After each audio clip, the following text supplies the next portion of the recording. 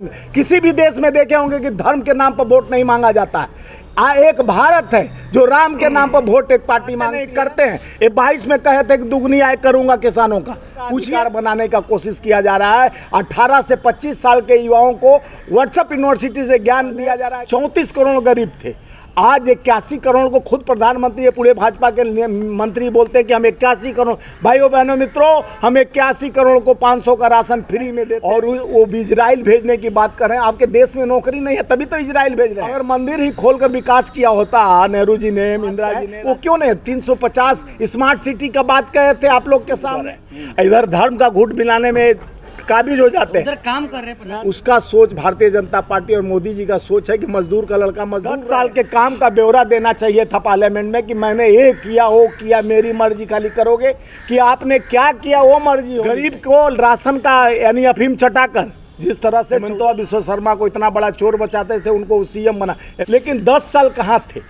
ये चुनावी समय में आप भारत रत्न दे रहे हो, बहुत बधाई की बात है, अच्छा बात है देना, लेकिन 10 साल तक इनको देना चाहिए। तो ये मुद्दा बताना चाहिए प्रधानमंत्री को। श्वेत पत्र लाए हो तो कितने 205 लाख करोड़ अर्थ मजदूरों के बदौलत ही दिखता है। तो ये मजदूरों का सबसे बड़ा हमारा भारतीय राष्ट्रीय मजदूर कांग्रेस महासंघ है, Indian National Trades Union Federation है। ये देश के उस 60% आबादी का लक्ष्य लेकर जिसको आतताइयों ने 2020 में जिस तरह से कोरोना काल में असंगठित संगठित मजदूरों को पद से पैदल जाने पर मजबूर कर दिया, जिसमें मौत इतने हुए, श्रम और रोजगार मंत्रालय से निरंतर पूछा गया कि उसका आप आंकड़ा बताइए। तो एनडीए सरकार का मतलब होता है नहीं डाटा हमारे पास, हाँ एनडीए का मतलब नहीं डाटा हमारे पास, एनडीए नहीं डाटा हमारे पास। हाँ, कितने लोग मरे हैं उसका डाटा नहीं है, इसलिए तो एनडीए है। हम वही बताएंगे जो हम खा जाएंगे और किसी को नहीं बताएंगे। कहते हैं हम खाते हैं ना खाने देते हैं, और जब खाते हो तो किसी को बताते नहीं हो, तो आप ही खाते हो, आप ही का सरकार है, आप ही सत्ता चला रहे हो, आप ही पीठ थपथपा रहे हो।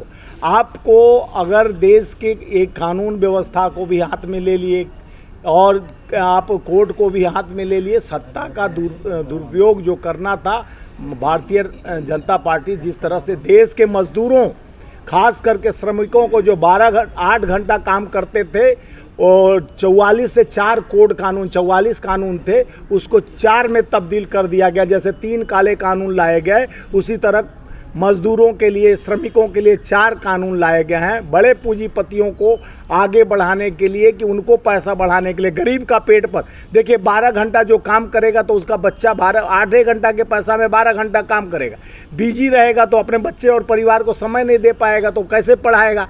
उसका सोच भारतीय जनता पार्टी और मोदी जी का सोच है कि मजदूर का लड़का मजदूर रहे। वो कभी इंजीनियर डॉक्टर बनेगा तो नौकरी मांगेगा। जो हम वादा किए थे 2 करोड़ नौकरी 15 लाख खाते में, तो कहीं वो खड़ा हो जाएगा मजदूर का लड़का कि उसके पिताजी मजदूरी कर कर उसको इंजीनियर बना दिए, डॉक्टर बना दिए, और जो भी संस्था में काम करने योग्य पढ़ा लिखा के MBA और जो भी IIT से पास आउट हो गया तो जॉब खोजेगा ही। तो सरकार के पास जॉब में ताला बंद हो चुका है। सीतारामन तो पिछले बार ही जुलाई में बोल दी थी कि मेरे पास कोई वैकेंसी नहीं है, ना देश में पैसा है, लेकिन 10 साल कहाँ थे।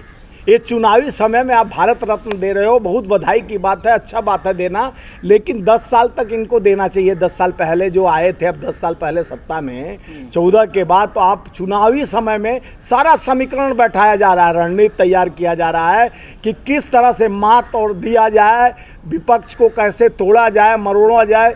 आज तक 800 से ऊपर विधायक खरीद चुके हैं, विपक्ष पार्टियों के तोड़ चुके।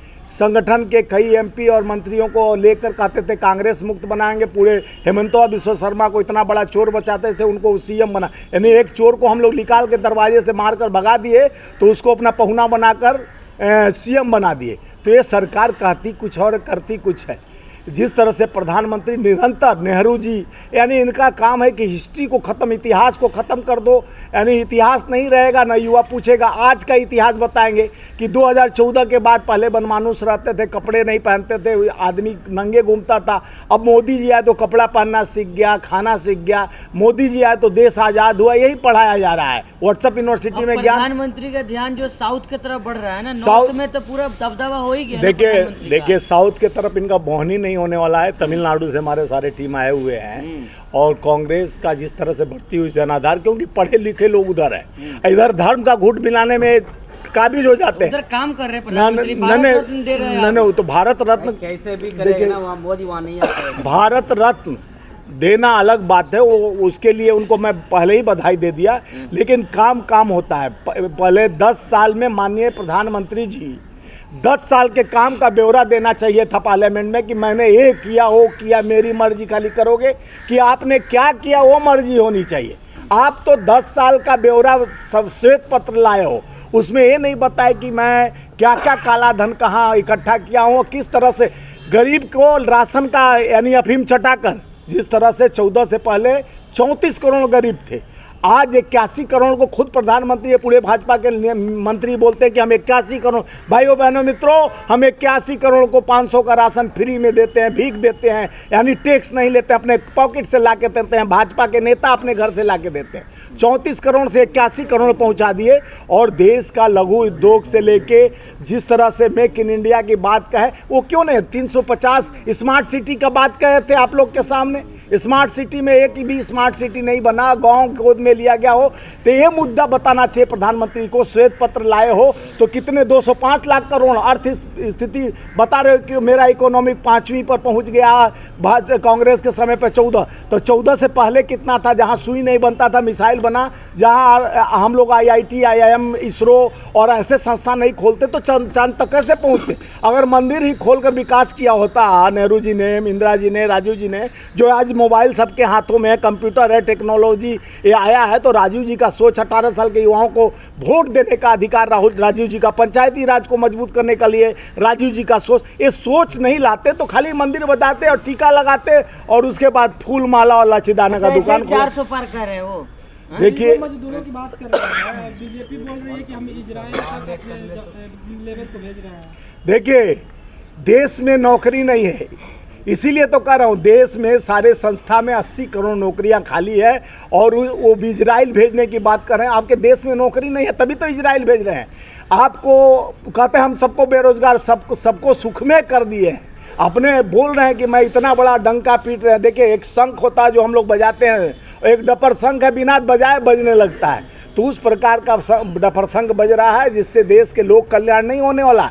देश की व्यवस्था और नौकरशाही शासन जिस तरह से चल रहा है, जिस तरह से ईडी, इनकम टैक्स, CBI से डराकर विपक्ष को वोट का अधिकार बनाने का कोशिश किया जा रहा है। 18 से 25 साल के युवाओं को व्हाट्सएप यूनिवर्सिटी से ज्ञान दिया जा रहा है कि नेहरू जी खराब थे, इंदिरा जी खराब थे, जो देश को आज़ादी के लिए अपना प्राण न्यौछावर किए, गांधी जी खराब थे, इनके विचारधाराओं से गोडसे और सावरकर बढ़िया हैं, जो सावरकर यानी जो अंग्रेजों के सेना में भर्ती होने के लिए प्रेरणा देते थे, जो गांधी जी के विचार, सबसे बड़ा राम भक्त के विचारधाराओं को ख़त्म करने का कोशिश, मारने का काम किया गया, तो RSS के नाथूराम गोडसे द्वारा आज देश को जिस तरह से धर्म के, किसी भी देश में देखे होंगे कि धर्म के नाम पर वोट नहीं मांगा जाता है।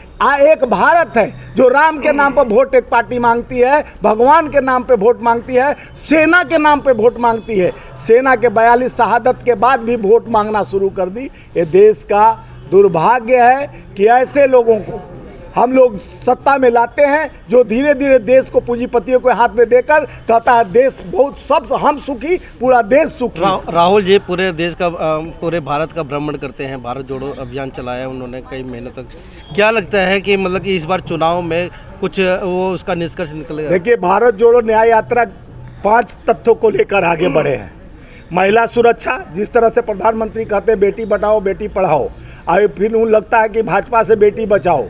उनके IIT सेल के बच्चे बनारस में जिस तरह से रेप करते हैं बंदूक के नोक पर, और वहाँ पर देखे होंगे सिंगर विधायक, रामदुलार विधायक, चिन्मयी आनंद और मणिपुर कांड और विभूषण कांड, ये सारे लोगों को अपना गोद में बैठाते हैं। तो भाजपा की नीति महिला सुरक्षा और मजदूरों, श्रमिकों के लिए न्याय की लड़ाई और किसानों के लिए न्याय की लड़ाई, ये 5 जो हमारे न्याय यात्रा के तहत देश के लोकतंत्र को मजबूत करने के लिए राहुल गांधी जी ने जो एक छोर से दूसरे छोर तक पहुंचने का काम किए हैं। आज देश के लोक कल्याण को मजबूत करने के लिए नेहरू जी के भावनाओं को, इंदिरा जी के भावनाओं को हाथ पहुंचाने की कोशिश। चुनाव में क्या ये पंच चल सकता है क्या राहुल जी का? पंच तो राहुल जी न्याय के लिए लड़ रहे हैं। न्याय जो चाहेगा, देश में नौकरी चाहेगा, महिला का सुरक्षा चाहेगा, किसान को दुगनी, हम लोग कहते नहीं करते हैं। ये 22 में कहे थे कि दुगनी आय करूंगा किसानों का, पूछिए जाकर भाजपा के नेताओं की दुगनी आय हुई क्या? अब 47 का सपना दिखाते हैं। इधर उधर की बात न कर, बता तेरी कारवां कहाँ लुटी। 22 तो किए नहीं, 47 का सपना दिखा रहे हैं। ये भारतीय जनता पार्टी का कूटनीति और राजनीति देश को जिस तरह से धरातल के अंत में लेकर जा रहा है, अपने पुराने मकान पे लाल पेंट लगाकर, लिपस्टिक लगाकर अपने को चमकाने की कोशिश की जा रही है। अपने मियाँ मुट्ठी बनने का काम प्रधानमंत्री करते हैं। बड़े बड़े डफरसंग फेल कर दिए। इतने बड़े कलाकार, इनको विश्व रत्न अवार्ड देना चाहिए। और इनके कलाकारी से देश नहीं चलता है। देश बेरोजगारी के उस चौराहे पर खड़ा है जब लचीदाना और फूल बेचने के लिए, वेटर का काम करने के लिए आज युवा PhD MA और B.Ed कर शिक्षक बनना चाहिए, एजुकेशन को मजबूत करना चाहिए। तो वहाँ वेटर का नौकरी देने के लिए अयोध्या धाम खुल गया। चलो भैया वेटर का नौकरी ले लो, लाचीदाना बेचो, फूल बेचो, ये भी तो रोजगार है। या तो कुल्हड़ बनाओ, चाहे पकौड़ा तलो, ये रोजगार है। मोदी जी जो अपना देते हैं कि यही रोजगार है। हम रोजगार को कहते हैं 80 करोड़ जो पद खाली है, जिसमें 9,27,000 पद आप भरे, जिसमें 7 लाख RSS भाजपा के लोगों को आप बैठा दिए। तो देश के लोकतंत्र को मजबूत करना है तो न्याय की लड़ाई राहुल गांधी जी लड़ रहे हैं। उस न्याय की लड़ाई के साथ देश के उस युवाओं को आगे बढ़ना चाहिए जिनको इन्होंने भ्रमित कर नौकरी नहीं दिया, जो अपना जाल और जमाल बैठाकर जिस तरह से लोकतंत्र की हत्या करने और संविधान को कमजोर करने